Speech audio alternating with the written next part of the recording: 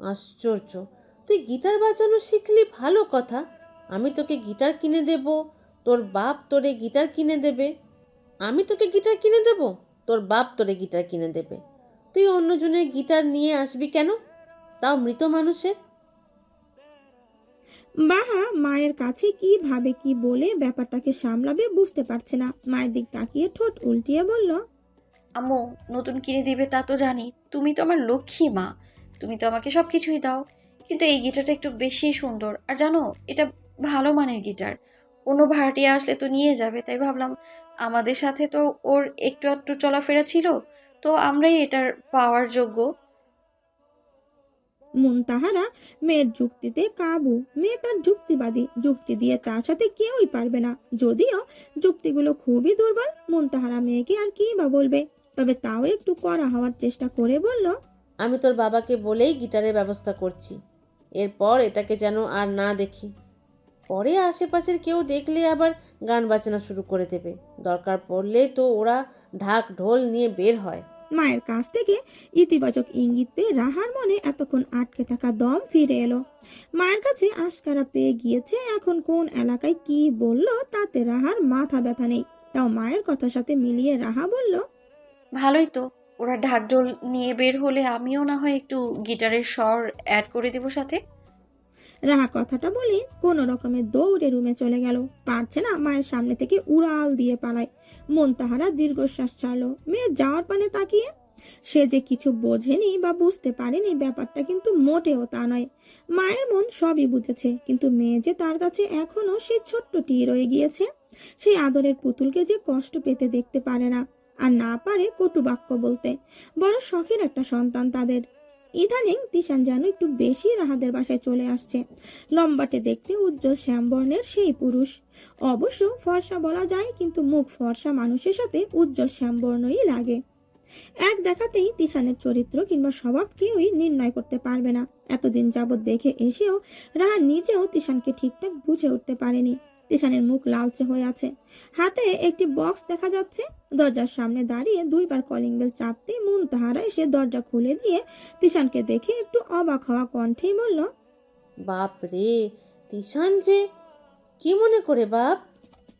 জোর করেও তো আনা যায় না। তিশান মুনতাহারাকে পাশ কেটে রুমে ঢুকতে ঢুকতে বলল, নাচতে নাচতে আসি নাই, জোর করে পাঠিয়েছে তোমার বোন। তানিয়াটা নাকি অসুস্থ। কথাগুলো বলতে বলতেই এগিয়ে গিয়ে সোফায় বসে মুনতাহারার হাতে বক্সটা দিয়ে দিল। মুনতাহারা বক্সটা হাতে নিয়ে নেড়ে চেড়ে দেখে তিশানের দিকে তাকিয়ে জিজ্ঞেস করলো। আপা কি দিয়ে পাঠিয়েছে? তিশান এদিক ওদিক তাকাতে তাকাতে বলল, দেখো কি আছে ভেতরে। তোমরা তো ভর্তা করলেও এ বাসা থেকে ওই বাসায় করো। তিশানের কথায় মুনতাহারা হাসতে হাসতে বক্সটা হাতে নিয়ে কিচেনে চলে গেল। তিশান এদিক সেদিক তাকিয়ে রাহার অনুসন্ধান করছিল। এমন সময় রাহার রুম থেকে কিছু একটা শব্দ আসলো।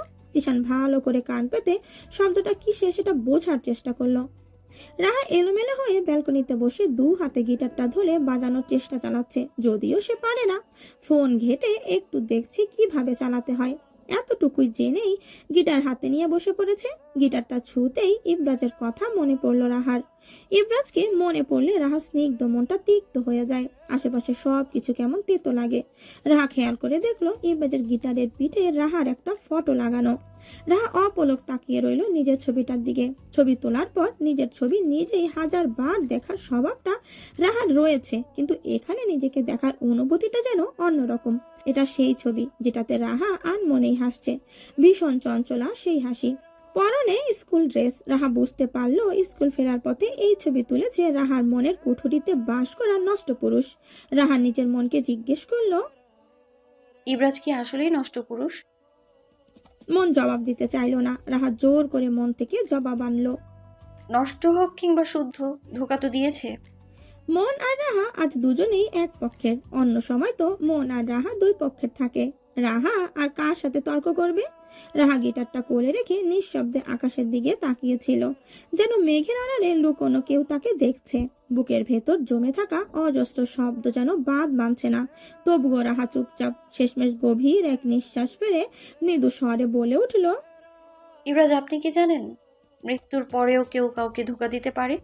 আপনার চলে যাওয়া আমাকে শুধু শূন্যতা দেয়নি, দিয়েছে এমন এক প্রশ্ন যার উত্তর খুঁজতে গিয়ে নিজের মধ্যে হারিয়ে যাই। আপনি কি জানেন আপনার প্রিয় গিটারটা এখনো বাজে, কিন্তু আপনার মতো করে নয়। আপনি ছিলেন এই সুরের মালিক, আমি তো শুধু একটা ছায়া। আপনি নষ্ট ছিলেন কিনা জানি না, কিন্তু আপনি আমার ভালোবাসার গল্পের সেই অধ্যায় যা কখনো মুছে যাবে না। নিঃশব্দে কথাগুলো চোখ বন্ধ করে বিড়বিড় করে রাহা চোখ খুলতেই ভেসে উঠল তিশানের মুখ। ভয়ঙ্কর চিৎকারে রাহা ছিটকে দূরে সরে যেতে চাইলেও তিশান রাহার হাত ধরে থামিয়ে দিয়ে বলল। ভূত নই। রাহা ভয় ভয় চোখ নিয়ে তিশানের দিকে তাকিয়ে বোঝার চেষ্টা করলো এতক্ষণ বলা কথাগুলো তিশান শুনে ফেললো নাকি।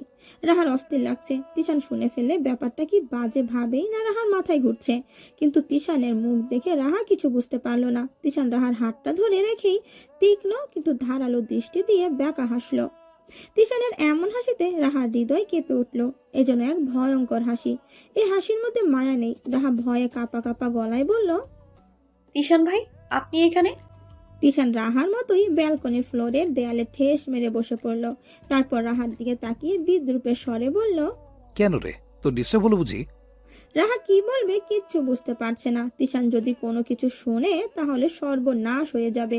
এই তিশান যে কিনা সামান্য রাত জেগে আকাশ দেখেছে বলে হুমকি দিয়েছে, আর সে যদি শুনে থাকে এই কথা, তাহলে যে কি করবে রাহা আর ভাবতে পারলো না। ভয়ে গুটিসুটি মেরে গিটার আঁকড়ে বসে রইল, যেন মনে হচ্ছে গিটার তাকে বাঁচাবে, কিংবা তিশান গিটার আর রাহাকে আলাদা করতে এসেছে। রাহার দিকে তাকিয়ে সম্পূর্ণ রাহাটাকে দেখে নিল তিশান। তারপর গিটারের দিকে তাকিয়ে বেশ কিছু সময় মুখে কিছু না বলে রাহাকে এক টানে গিটার সহ নিজের কাছে নিয়ে গেল। রাহাকে উল্টো করে বসিয়ে তিশানের বুকের সাথে ঠেকিয়ে দু হাতে রাহাকে বেদ করে গিটারে হাত দিয়ে রাহার কানে ফিস ফিস করে বলল। গিটার বাজানো শখ হয়েছে না মেরিতাজ? আসো, তোমাকে গিটার বাজানো শেখাবো আমি। তিশানের কণ্ঠ যেন এক ভয়ঙ্কর আর্তনাদ। রাহা পেছন ফিরে যে তাকিয়ে দেখবে এটা আসলে তিশান কিনা সেটাই পারছে না। তিশান নিজের দু হাত দিয়ে রাহাকে আঁকড়ে ধরে গিটারে হাত দিয়েছে। রাহা রীতিমতো কাঁপছে। তিশানের সাথে পেরে উঠবে না এটা রাহা জানে। কি করবে ভেবে না পেয়ে মুখ থেকে যেই আম্মু ডাকতে যাবে অমনি তিশান রাহার মুখে হাত রেখে আবারও কানে কানে বলল। উপস মেরিতাজ, এখন আম্মুকে কি খুব বেশি দরকার? আমি থাকলে পৃথিবীর আর কাউকে দরকার পড়বে না তোমার। অবশ্য দরকার পড়তে আমি দেবো না। তিশানের কণ্ঠের উন্মাদনা আর তুমিময় সম্বোধন রাহার শিহরণে ভয়ের অনুভূতি বাড়িয়ে দিচ্ছে। তিশান এমন করছে কেন রাহা বুঝলো না। তিশান বাজানো শিখাবে তো ভালো কথা, কিন্তু এভাবে এটা তো অতিরিক্ত নেশা করার ফলে পোড়াপান এমন করে। তিশান নেশা টেশা করলো নাকি? কিন্তু নেশা করার রেকর্ড তো তিশানের নেই। রাহা এগুলো ভাবতে ভাবতেই তিশানকে জিজ্ঞেস না করতে পারলো না, ভয়ে কণ্ঠে বলল। তিশান ভাই, এভাবে ধরেছেন কেন? ছাড়ুন প্লিজ। আপনি কি নেশা করেছেন? রাহা তিশানের মুখ দেখতে পাচ্ছে না, তবে তিশানের মুখ একেবারে রাহার ঘাড়ের সাথে লাগানো। নিঃশ্বাস কিছুটা রাহার ঘাড়ে আছড়ে পড়ছে। নিঃশ্বাস নেওয়া আর পড়ার দ্রুতটাই বুঝিয়ে দিচ্ছে যে তিশান রেগে আছে। রাহা প্রশ্ন করে ভুল করলো কিনা ভাবতে ভাবতেই তিশান রাহার হাতটা টেনে গিটারের তারে দিতে দিতে বলল। নেশা আমার আলাদা করে নেশা করতে হয় না তাজ। তোমার উপস্থিতি, তোমার হাসি, তোমার চাহনি, তুমি ময় ঘ্রাণ আমাকে নেশাতুর বানিয়ে দেয়। রাহা অবাকের চূড়ান্ত সীমানায়। তিশান এসব বলে কি? সত্যি মনে হয় নেশা করেছে? যে ছেলে রাহা সাজলে কখনো সুন্দর হয়েছে বলে নাই, বরং বলেছে ভূত লাগছে, সে কিনা এসব বলছে? আর এতটা গায়ে পড়ে কথাগুলো বলছে তিশান। রাহার ভয়ে আর ঘৃণায় কান্না চলে আসবে অবস্থা। রাগান্বিত তিশান রাহার অবস্থা পর্যবেক্ষণ না করে রাহার হাতটা টেনে গিটারের তারে দিয়ে ঝাটকা টান মারতেই রাহার আঙুলটা কেটে রক্ত বের হয়ে গেল। রাহা ব্যথায় কান্না না করে পারল না। তিশান গিটারটা কিছুটা দূরে ছুঁড়ে মেরে দিয়ে রাহাকে নিজের দিকে ঘুরিয়ে নিল। রাহার চোখ বন্ধ করে চোখের পানি ফেলছে। ঘৃণা লাগছে তিশানের দিকে তাকাতে। এরকম করতে পারে কেউ? আঙুল জ্বালা করছে। তিশান রাহার রক্তমাখা আঙুলটা মুহূর্তে মুখে পুরে নিয়ে রক্ত চুষে নিল। আঙুল গরমে স্পর্শ হতে রাহার চোখ খুলে তিশানের দিকে তাকিয়ে নিজের আঙুল তিশানের মুখে রেখে রাগে সমস্ত মুখ লাল টুকটুকে হয়ে গেল। এবার আর তিশানকে ছাড়লো না। রেগে মেগে তিশানের চোখে মুখে বুকে এলো পাতালি মারতে লাগলো। তিশান আর এবার রাহাকে আটকালো না। রাহা ইচ্ছে মতো মেরে কান্না করতে করতে মুখে ছি ছি বলতে বলতে উঠে চলে গেল। তিশান সেম ভাবেই বসে রইল। কোনো ভাবান্তর নেই, যেন কোনো কিছুই হয়নি। রাহা ওয়াশরুমে ঢুকে ঠাস করে দরজা লাগিয়ে দিল। তিশান দরজা লাগানোর আওয়াজ শুনে চোখটা বন্ধ করলো। তারপর লালচে চোখগুলো খুলে পাশে থাকা রাহার ছোট্ট একটা মুখ দেখার আয়না ছিল, যেটা তিশান ফ্লোরে ছুঁড়ে ফেলে ভেঙে নিজের হাতের মুঠোয় কাজ ভাঙাগুলো নিয়ে মোচড়াতে লাগলো। চোখ লাল, মুখে তার বাঁকা হাসি, হাত বেয়ে টুপ করে কয়েক ফোঁটা রক্ত ঝরে পড়লো ফ্লোরে। তিশান বিড় করে বলল, তুমি আমার প্রথম ও শেষ চাওয়া, আর আমি তোমার অসীম অভিশাপ। প্রেম এক মহা রোগের নাম, মরণব্যাধি ভাইরাসও বলা যায়। যে একবার এই প্রেম নামক রোগে আক্রান্ত হয়েছে, কেবল সেই জানে এটা তিক্ত আর সুখকর অনুভূতি সম্পর্কে। বাইরে থেকে অনেকেই অনেক কিছু বলবে, ঠিক, কিন্তু তোমার অনুভূতি কেবল তুমিই বুঝবে। মুনতাহারা তখনই গোসল করার জন্য ওয়াশরুমে ঢুকে গিয়েছিল বলে মুনতাহারার চোখের আড়ালেই এত কিছু ঘটে গেল। মুনতাহারা গোসল শেষ করে বের হতে হতে ঘূর্ণিঝড়ের তাণ্ডব থেমে গিয়েছে। সে রাহার রুমে তিশানের খোঁজে এসেছে তিশানকে খেতে ডাকবে বলে, কিন্তু রুমে এসে দেখে রুম ফাঁকা, না আছে তিশান আর না আছে রাহা। ব্যালকনির দিকে তাকিয়ে দেখলো ব্যালকনির লম্বা গ্লাস আটকানো, তার মানে ওখানে কেউ নেই। ওয়াশরুম থেকে অঝোর ধারার বৃষ্টির শব্দ আসছে, মানে রাহা ঝর্ণা ছেড়ে বসে আছে, কিন্তু এত স্পিডে। ব্যাপারটা ভেবে ভ্রু কুচকে মুনতাহারা মেন দরজার দিকে পা বাড়ালো। দরজা খোলা কিন্তু ভিজিয়ে রাখা দেখেই বুঝলো তিশান চলে গিয়েছে।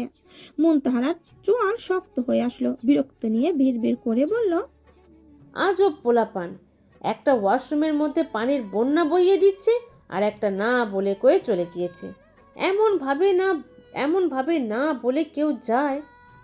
এগুলো কি দিন দিন বড় হচ্ছে নাকি ছোট? মুনতাহারা এদিক সেদিক করে ফের রাহার রুমে গিয়ে রাহাকে ডেকে তাড়া দিল বের হওয়ার জন্য, কিন্তু রাহার কোনো সারা শব্দ নেই। রাহা ক্লান্ত আর বিধ্বস্ত। ঝর্ণা ছেড়ে দিয়ে সে এমন ভাবে বসে আছে যেন সমস্ত শক্তি তাকে ছেড়ে চলে গেছে। তার ভেজা চুল এলোমেলো হয়ে মুখে লেগে আছে, কিন্তু সেগুলো সরানোর শক্তিটুকুও যেন নেই। চোখের নিচে কালো ছাপ স্পষ্ট, আর লালচে চোখ দুটো গভীর দুঃখে ডুবে আছে। তিশানের আচরণ যেন রাহার মনে বারবার ছুরির মতো আঘাত করছে। তার সারা শরীর থরথর করে কাঁপছে, একদিকে শীত আর অন্যদিকে ভেতরের বেদনায় আর ঘৃণায়। ভেজা কাপড় তার শরীরের সাথে লেপ্টে আছে, কিন্তু সে তা খেয়াল করার অবস্থায় নেই। রাহা বারবার চোখ মুছছে, কিন্তু কান্না যেন থামছেই না। তার মন যেন এক যুদ্ধক্ষেত্র। তিশানের কথাগুলো, তার ব্যবহারের তিক্ততা, সবকিছু মিলিয়ে যেন রাহাকে ভেতর থেকে গুঁড়িয়ে দিয়েছে। মনে হচ্ছে যেন চারপাশের সবকিছু থেমে গেছে, শুধু তার যন্ত্রণা ছাড়া। রাহা ভাবতে পারছে না তিশান কেন এমন আচরণ করলো। রাহা নিজের কাটা আঙ্গুলটা উঁচিয়ে তাকালো, একদম লালচে হয়ে আছে। রাহা ভেবে পেল না তিশান আঙ্গুল ইচ্ছে করে কেটে দিল নাকি বুঝে। আচ্ছা, তিশান কি কোনোভাবে ইব্রাজের স্মৃতিগুলোকে হিংসে করছে? রাহা ইব্রাজের স্মৃতিগুলো আঁকড়ে আছে বলে কি তিশান হিংসে করছে, আর এই জন্য কি এমন করলো? কিন্তু তিশান হিংসে কেন করবে আর ভাবতে পারছে না রাহা। মাথাটা প্রচন্ড ব্যথায় অস্থির হয়ে গেল তার। শেষমেশ মায়ের ডাকাডাকিতে রাহা ওয়াশরুম থেকে বের হলো।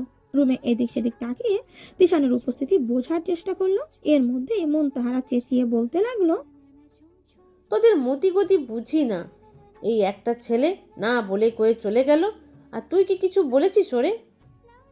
রাহাত চোখ নিচের দিকে, যতটা সম্ভব নিচের দিকে তাকিয়ে থাকার চেষ্টা করছে, আর মায়ের কাছ থেকে নিজেকে লুকিয়ে আড়াল রাখার চেষ্টা করছে, কারণ তাকালেই লাল টুকটুকে চোখ দেখে মা অনেক কিছুই বুঝে যাবে, বুঝতে দেওয়া যাবে না।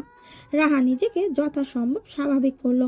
দুই একবার গলা পরিষ্কার করে বলল, তিশান ভাই চলে গেছে? আমি তো জানি না, দেখিনি কখন গেছে।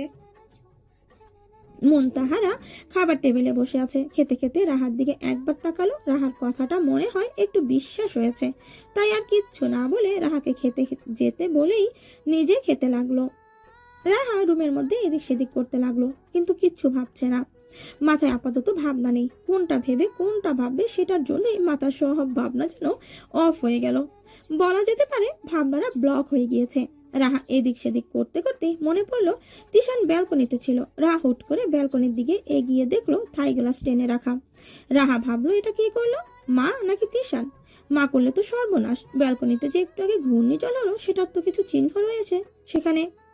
রাহা দ্রুত পায়ে এগিয়ে গিয়ে গ্লাস টেনে ব্যালকনিতে পা রাখতেই সব চিহ্ন চোখে ভেসে উঠলো। তার মানে মা আসে নাই, তিশান নিজে আটকিয়ে দিয়ে গিয়েছে। যাক, একটা কাজের কাজ করলো। রাহা চারপাশে চোখ বুলিয়ে বসে থাকা জায়গাটাতে দেখলো আয়না ভাঙার টুকরো, সাথে শুকিয়ে যাওয়া রক্ত। রাহা অবাক হয়ে রক্তের দিকে একবার আর নিজের আঙুলের দিকে একবার তাকিয়ে ভাবলো, এতটাও কাটেনি যে এতগুলো রক্ত বের হবে। আর আমি তো দেখিও নি যে এতটা রক্ত পড়েছে। তার মানে কি তিশান ভাই? রাহা আর ভাবতে পারলো না এই লোক এমন পাগলামি কেন করছে, এটাই বুঝতে পারছে না রাহা। একে তো মনের ভেতর অন্য জনের জন্য পুষে রাখা কষ্ট, আর এখন কিনা তিশান এমন করছে, এগুলো কি মেনে নেওয়া যায়? রার মস্তিষ্ক আর নিতে পারছে না এসব। রাহা কাচের টুকরোগুলো হাত দিয়ে তুলে ময়লার ঝুড়িতে ফেলে দিল। কান্না করলে নাকি মন হালকা হয়, ব্যাপারটা আসলেই সত্যি। রাহার মন আগের চেয়ে অনেকটা হালকা, গোসল করে আসাতে আরো ফ্রেশ লাগছে। তবে তিশানের আচরণগুলো ভাবতেই খারাপ লাগছে, তাই রাহা সিদ্ধান্ত নিল ওগুলো ভুলে যাবে, সবকিছু যেন মনে রাখতে হবে। খারাপগুলো তো একেবারেই মনে রাখা উচিত নয়, যেগুলোতে আমরা কষ্ট পাই সেগুলো মনে রাখা উচিত নয়। এতক্ষণ যাবৎ রাহা মনের সাথে এগুলো বিড় করতে করতেই জায়গা পরিষ্কার করে উঠে চলে যেতে নেবে, অমনি একটু দূরে পড়ে থাকা গিটারটার দিকে নজর গেল। রাহা এগিয়ে এসে গিটারটা হাতে তুলে নিল, পরম যত্নে দু হাতে আঁকড়ে ধরে গিটারটা হাতে নিয়ে রুমে ঢুকলো। তিশান কি একটা অবস্থা করলো এটা নিয়ে ভাবতে রাহার রাগ অভিমানে পরিণত হলো। বেশ অভিমান হলো তিশানের ওপর। রাহা গায়ে ওড়না টেনে গিটারটা মুছতে মুছতে মুখ ফুলিয়ে বিড় করে বলল, এই তিশান্নার সাথে আর কথাই বলবো না আমি, বেটা খচ্চর দানব একটা।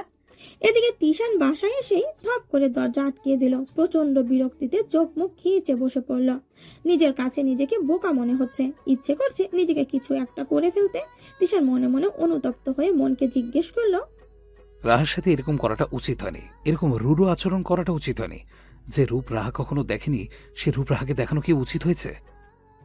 মন তাচ্ছিল্য হেসে বলল, এভাবে কারো মন পাওয়া যায় না। আর মেয়েদের তো একেবারেই না। মেয়েদের সাথে হতে হয় কোমল, ওদের বেশি কিছু নয়, বরং একটু যত্ন করতে হয়, যেটা তুমি তিশান কখনোই করনি। তাহলে কিভাবে ভাবছো সে তোমাকে পছন্দ করবে? তিশান ভাবলো সত্যিই তো, সে কখনোই রাহার সাথে ভালো করে যত্ন নিয়ে কথা বলেনি। ভালোবাসার কথা বলতে গেলেও বোধহয় রাহাকে ধমকিয়ে বলেছে কিংবা ঠাট্টা স্বরে। তিশান চিন্তিত হয়ে বলল, তাহলে কি করব আমি? আমি যে এমনটাতে অভ্যস্ত। মন বলল, বদলাও, নিজেকে বদলিয়ে নাও, এখনো সময় আছে, ফুলদের যত্ন নিতে হয়। তিশান আর এগোতে পারলো না। চুপটি করে কতক্ষণ বসে থেকে ভাবলো রাহাকে সরি বলা উচিত। তিশান ফোনটা হাতে নিয়ে রাহার নাম্বারে কল দিল। শুধু কল নয়, একেবারে ভিডিও কল। রাহা তখনও পায়চারি করছিল। কল আসতেই ফোনটা হাতে নিয়ে তিশানের কল দেখে, তো ভিডিও কল দেখে রাহা মুখ ভেঙচি মেরে ফোনটা ছুঁড়ে দূরে ফেললো। তিশান একবার দুইবার তিনবার কল করেও রাহাকে না পেয়ে বিরক্ত হয়ে যাচ্ছিল। ঠিক তখনই মন বারণ করে বলল, বিরক্ত হওয়া যাবে না। তিশান কল করতেই থাকলো। একদম 11 নাম্বার কলটাতে রাহা রিসিভ করে ফোনের ক্যামেরা নিচের দিকে না দিয়ে পেছনে দিল। তিশান সামনে এসে রাহাকে দেখতে না পেয়ে বিরক্তি নিয়ে ডাকলো। সামনে আয় বলছি। রাহা বিরক্ত হয়ে বলল, কি চাই আপনার? আবার মারতে এসেছেন? তিশান অনুতপ্ত কণ্ঠে বলল, মারবো না, সামনে আয়।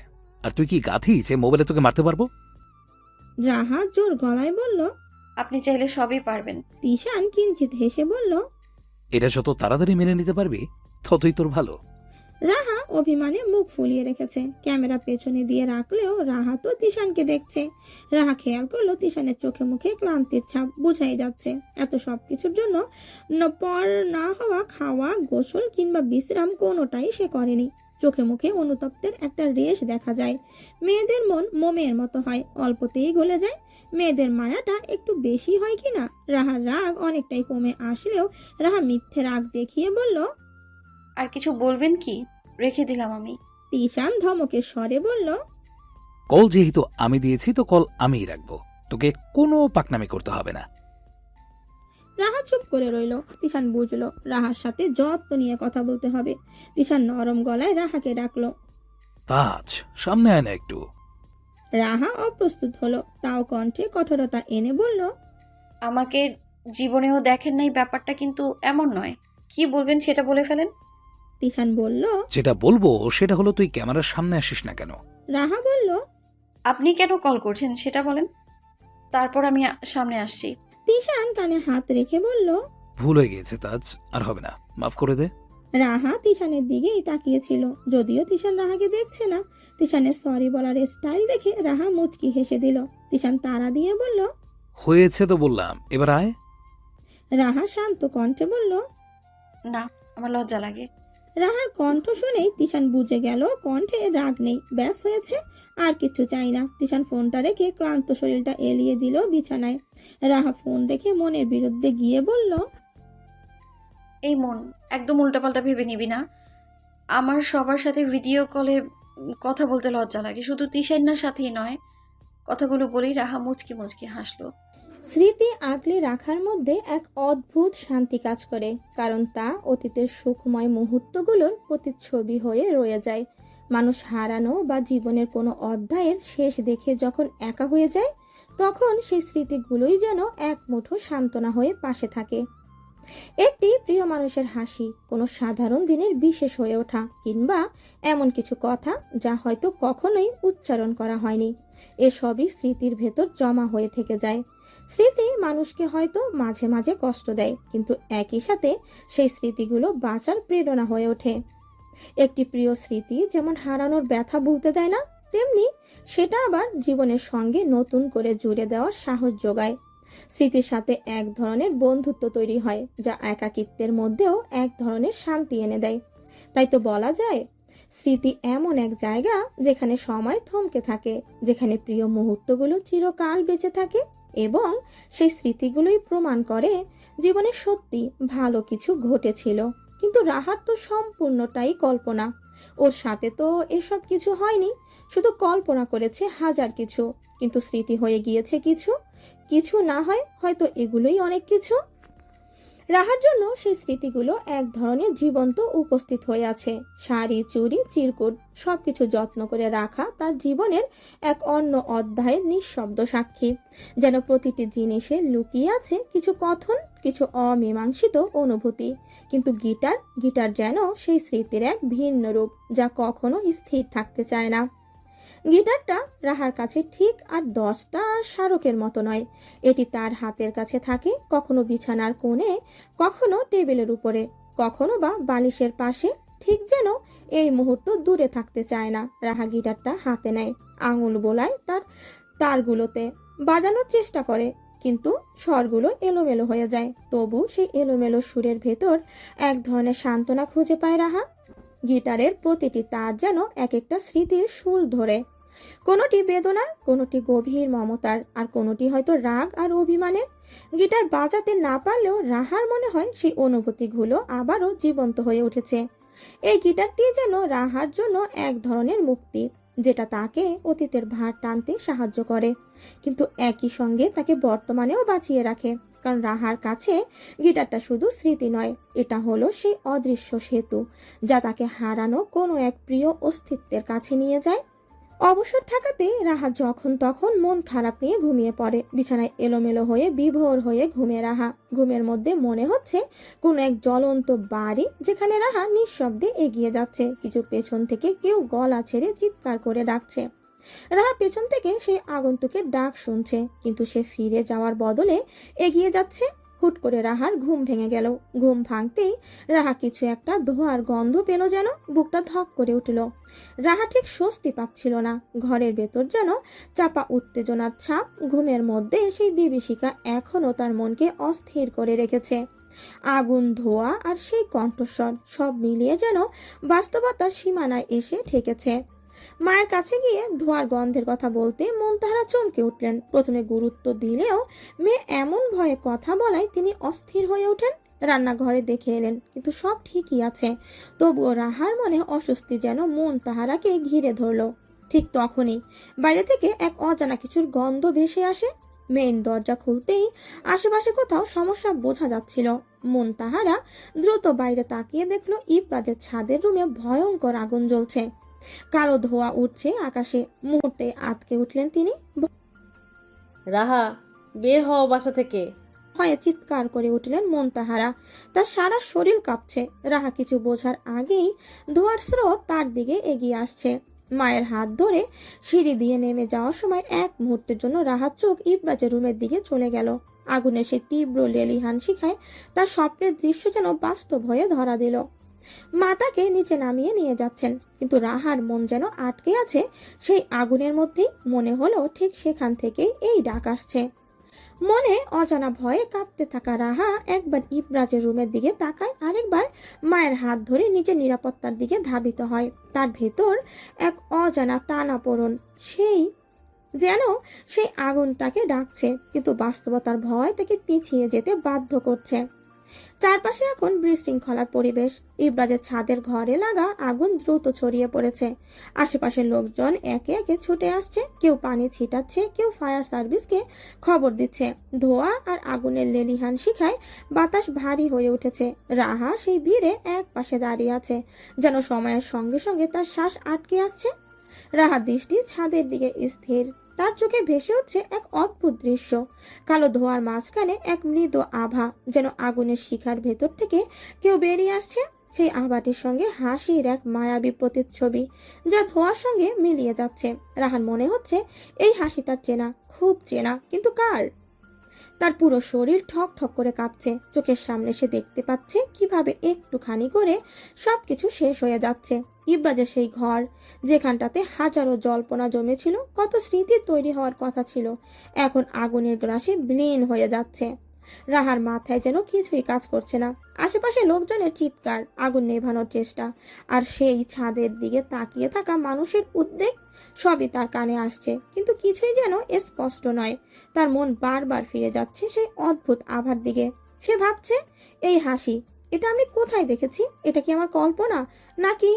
তার চোখের কোণে পানি জমছে, কিন্তু সে জানে না কেন। রাহা ভিড়ের মাঝে হারিয়ে নিজের হাত পেছনে গুটিয়ে ফেলে, যেন নিজেকে সামলাতে চাইছে, কিন্তু তার ভেতরে এক অজানা শূন্যতা তৈরি হচ্ছে। এক মুহূর্তের জন্য মনে হলো ধোঁয়া সেই প্রতিচ্ছবি রাহার দিকে তাকিয়ে কিছু বলল। তার ঠোঁট নড়ল, কিন্তু রাহা শুনতে পেল না, হয়তো শুনতে চাইল না। শুধু তার ভেতরের কান্না আর বেদনা তাকে একেবারে চুপ করিয়ে দিল। সব কি সত্যি শেষ হয়ে গেল? মন তাচ্ছিলের সুরে বলল, সব? সব মানে কি? কোনো কিছু ছিল বুঝি আদৌ? রাহা জানে নাকি ছিল, তবে ছিল মনে হয় বিশেষ কিছু, যা ব্যাখ্যা করা যাবে না। সেটার অস্তিত্ব নেই। রাহার মনের প্রশ্নগুলো ঘুরপাক খাচ্ছে। এই মুহূর্তের মতো নিজেকে এতটা অসহায় কখনো অনুভব করেনি। আশেপাশে সবাই যেহেতু জেনেছে, তিশানের কানেও ততক্ষণে খবরটা পৌঁছে গিয়েছে। তিশান ঘটনাস্থলে পৌঁছাতেই চারপাশের বিশৃঙ্খলা এবং আগুনের ভয়াবহতা তাকে স্তব্ধ করে দিল। আগুনের লেলিহান শিখা আকাশ ছুঁতে চাইছে, আর ধোঁয়ার কালো মেঘ পুরো এলাকাতে ঘিরে ফেলেছে। ভিড়ের মধ্যে তিশানের চোখ খুঁজে নিচ্ছিল রাহাকে। এদিকে রাহার মাথায় হঠাৎ করে বিদ্যুতের মতো ঝলক খেলল। গিটার, ইবরাজের দেওয়া স্মৃতির সব গিফট, এগুলো তার রুমে আছে। সেই জায়গায় সেখান থেকে আগুন দ্রুত ছড়িয়ে পড়ছে। আগুন সেসব ধ্বংস করে দেবে, এমনটা সে কিছুতেই মেনে নিতে পারে না। রাহা তৎক্ষণাৎ সিদ্ধান্ত নিয়ে ফেলল। কোনো কিছু ভাবা কিংবা কাউকে কিছু বলার সুযোগ না দিয়ে সে ভিড়ের মধ্যে থেকে ছুটে দৌড় দিল বাসার দিকে। তার চোখে এখন অদ্ভুত দোয়াশা। মনে হচ্ছে সে স্মৃতিটুকু রক্ষা করা তার দায়িত্ব। রাহা, থামো, পাগল হয়েও না।